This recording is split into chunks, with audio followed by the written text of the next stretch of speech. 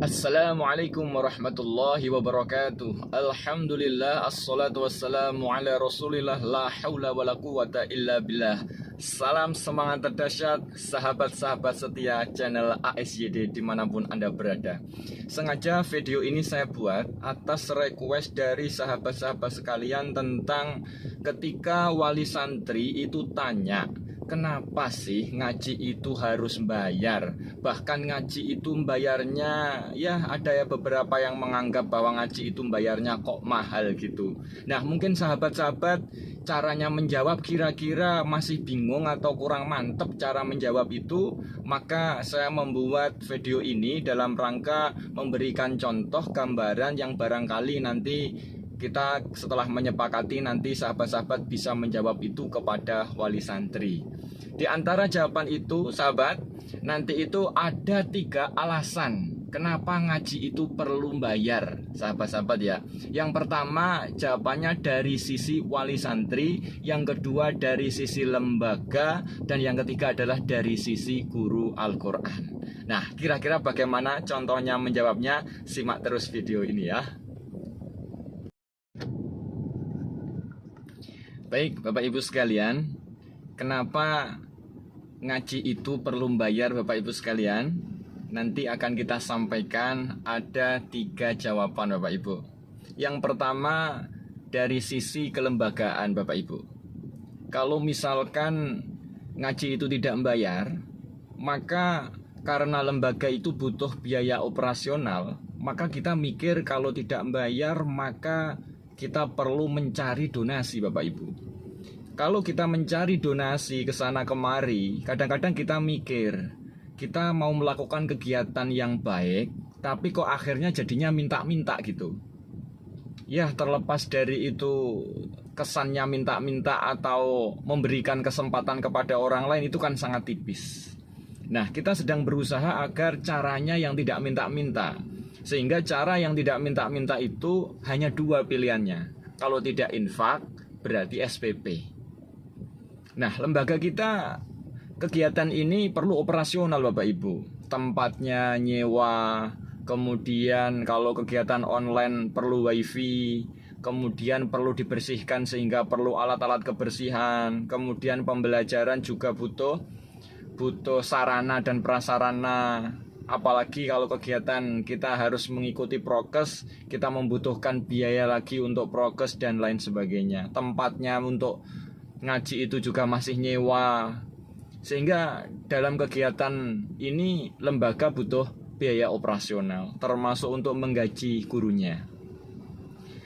Nah, alasan yang kedua dari sisi guru atau ustadz-ustadzah. Bapak Ibu sekalian, guru atau ustadz-ustadzah ini adalah manusia yang perlu hidup, Bapak Ibu. Nah, jangankan tidak digaji, Bapak Ibu, digaji yang nanti ketika mereka gajinya itu di bawah standar, kurang mencukupi kehidupan, ini sangat rawan, ustadz-ustadzah atau guru ngaji ini rawan untuk mencari pekerjaan lain, Bapak Ibu. Nah, bagaimana lembaga bisa menggaji gurunya, Bapak Ibu, kalau tidak ada kejelasan biaya operasional? Nah, gurunya ini nanti perlu kita jaga agar guru ini tetap istiqomah, nanti bisa mengajar putra-putri Bapak Ibu sekalian, sehingga perlu penghasilan yang pasti. Dan sebisa mungkin semakin tinggi penghasilan, maka pekerjaan ini sebagai guru ngaji tidak ditinggalkan. Kalau pekerjaannya, penghasilannya tidak sesuai dengan harapan atau terlalu jauh, Bapak Ibu, kita khawatir nanti itu guru Al-Quran ini akan mencari pekerjaan lain. Nah, kemudian jawaban yang ketiga dari sisi Bapak Ibu wali santri.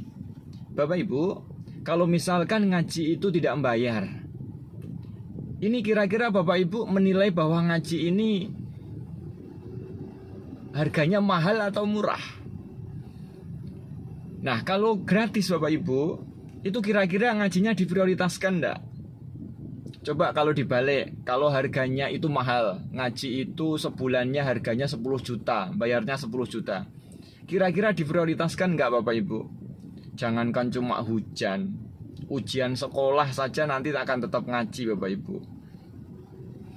Nah, kenapa kita perlu bayar ngaji itu? Bahkan kalau bisa ngaji itu harganya mahal gitu, agar kita sama-sama memiliki pemahaman yang sama Bapak Ibu, bahwa bagi orang mukmin harta yang paling mahal adalah anak soleh. Dan salah satu ikhtiar kita dalam rangka membentuk anak soleh adalah membiasakan mereka ngaji sejak kecil.